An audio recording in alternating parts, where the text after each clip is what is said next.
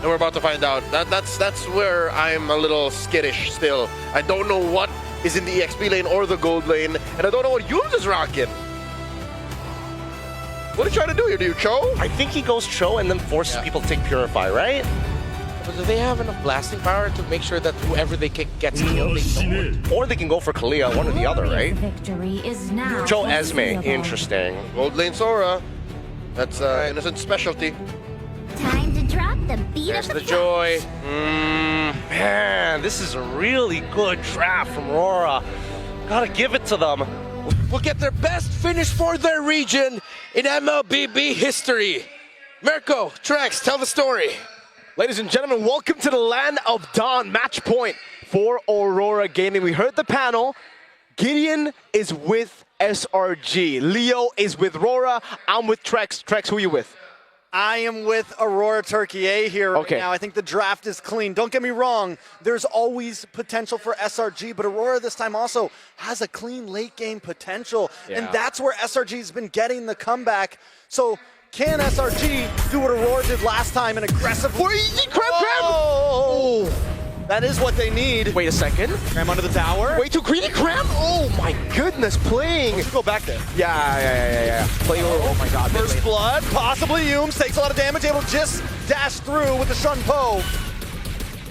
Okay, so at least SELANGOR Red Giants are like, we need to try to be more aggressive, right? We need to try to beat AURORA Gaming at their own game, especially considering we have a fighter now in the jungle. But the thing is, they gotta respect the fact that some of these guys are extra tanky, some of these guys have a revitalize still. Pagu didn't even have to use that, and they won it out. Luckily, Yums didn't have to flicker too, so that's a positive. Let's take a look at the emblems here.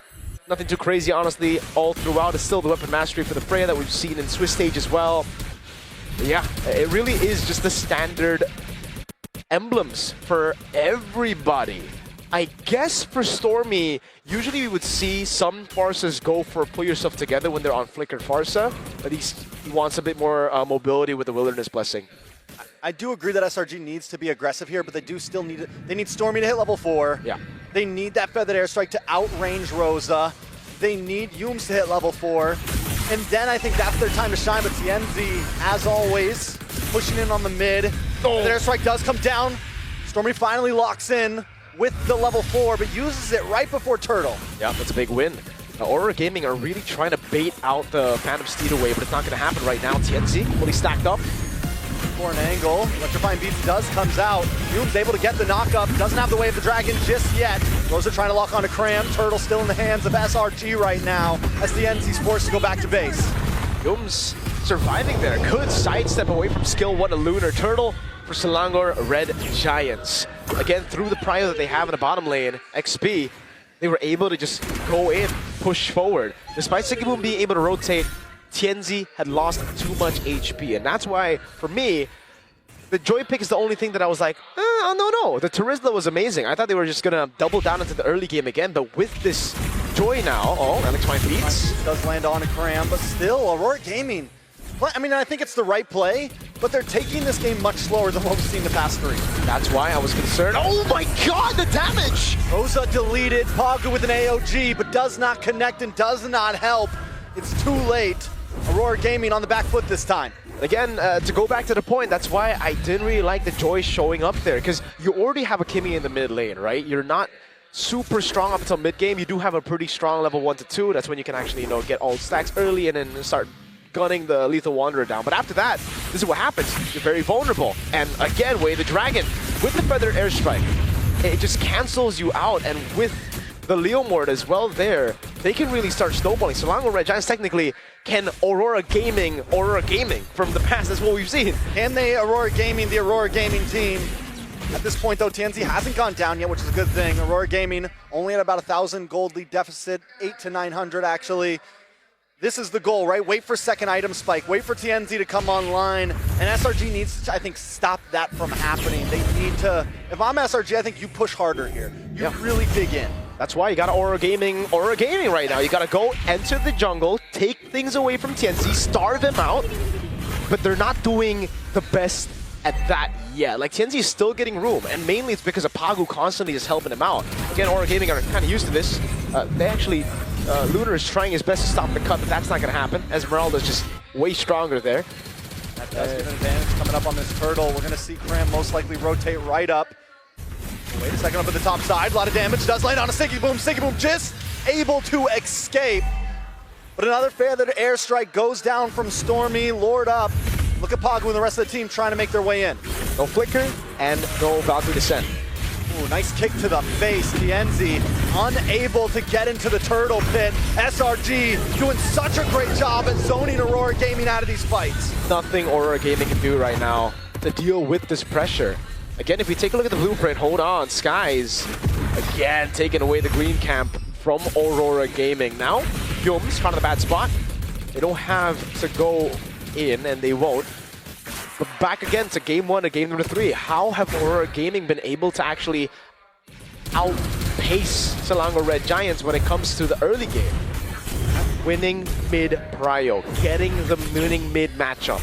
Right now, it ain't it, right? Like, you have a pretty good mid matchup, but it's not something that can make you rotate. It enable you to rotate around the map. You're just kind of there farming up instead of clearing, rotating. Like, well, that's what Stormy's doing.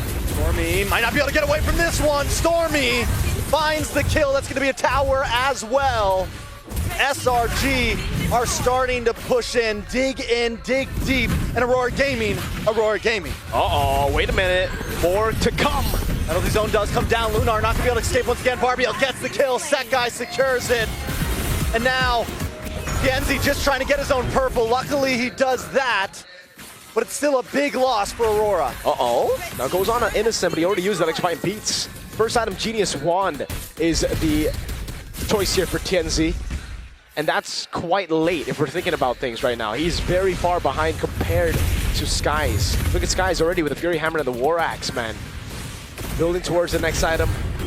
Honestly, from everybody here, you can definitely see the big lead over from Cram as well, just constantly cutting the wave and forcing Lunar to rotate to lose out his own wave to turrets.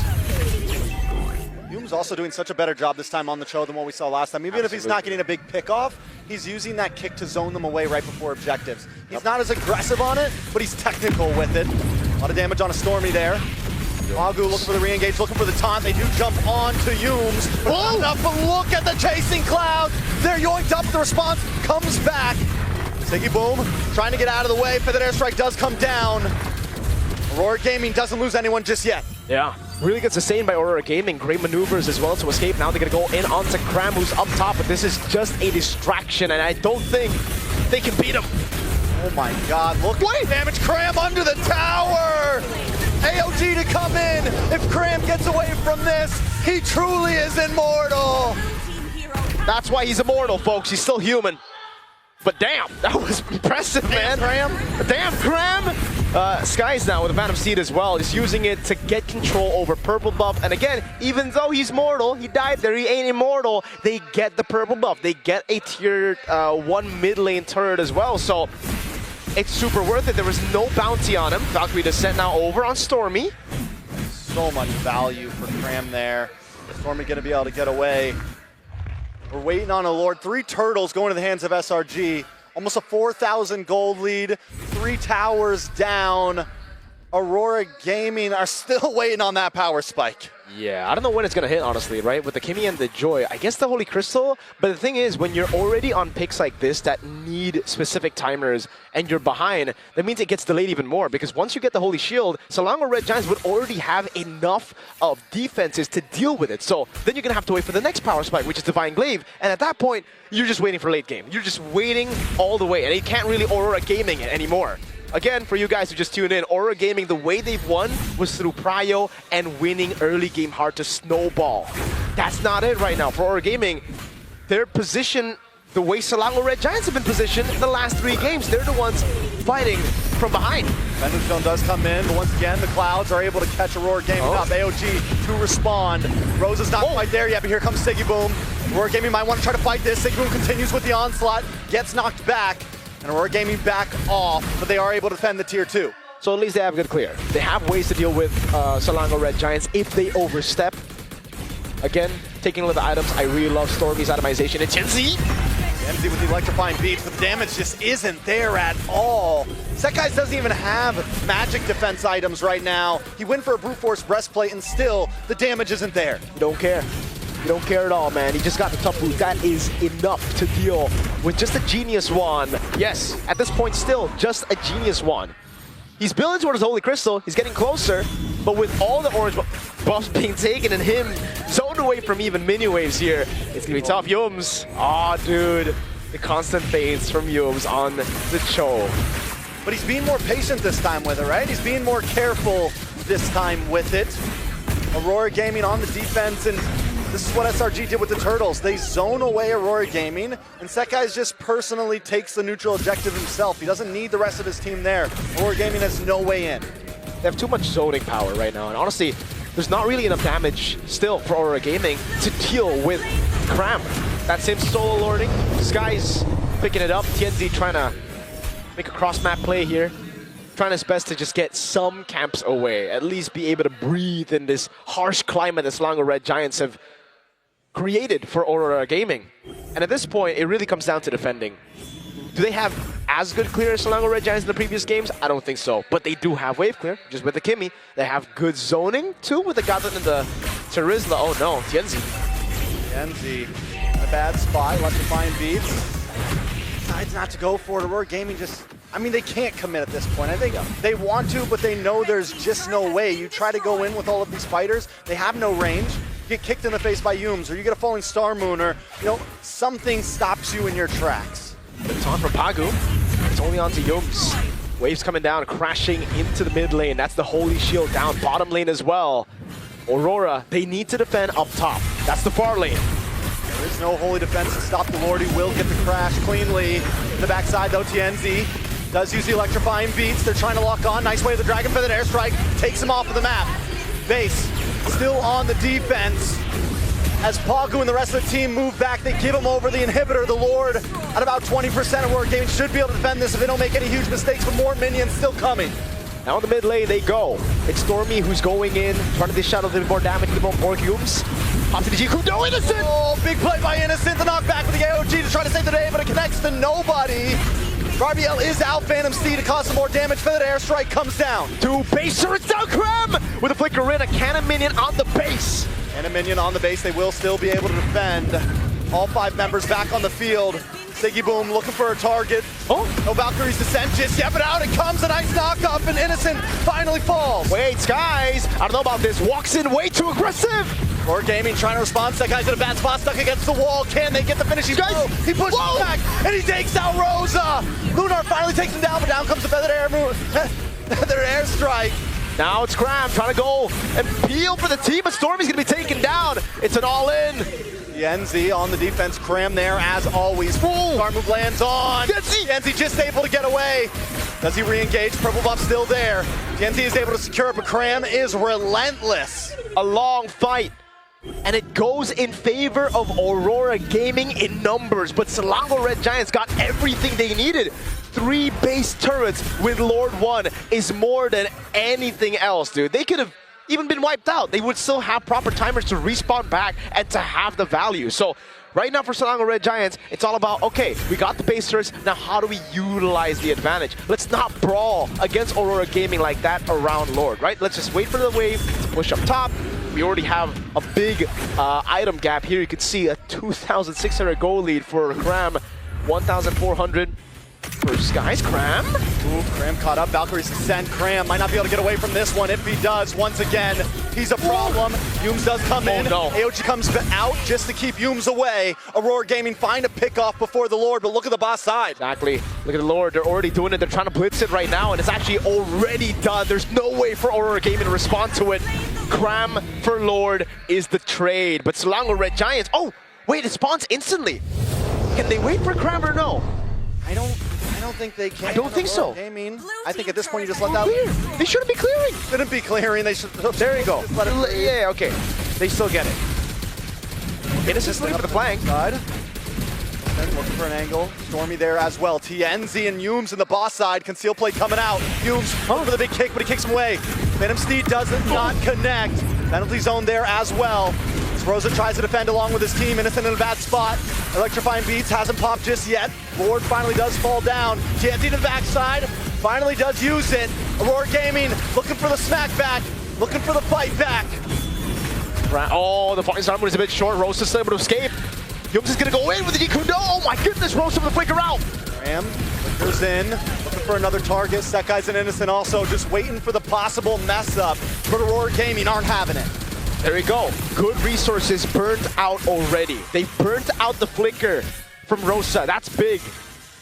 But the thing is, the Lord will spawn in 110 seconds, so it's aligned with Rosa's cooldown on the flicker. So next, Lord, because if we're speaking realistic here, Aurora shouldn't walk out of their base until the Lord spawns, so they should be safe still.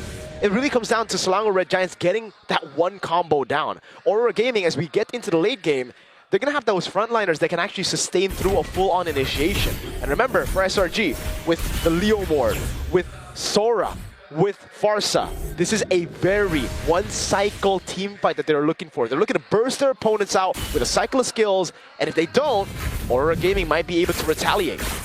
Gold has been neutralized a bit as well, down to about 2.8k. Big falling star moon though onto 2 members, but it's just Lunar and Paragu. Innocent also testing the waters here. Yumes as well, constantly looking for the flank. But Rosa and TNT have not showed face, and he knows those are the targets I need.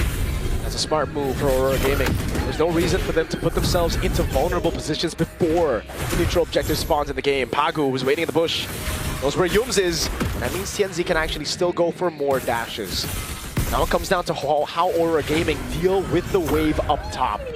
Can they clear it or not? Because at the end of the day, Selangor Red Giants don't even need to do anything. Wait, the dragon.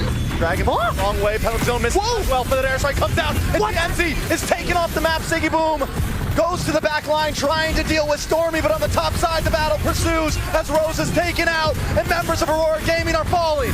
Lunar going to be caught low. Crown with a double.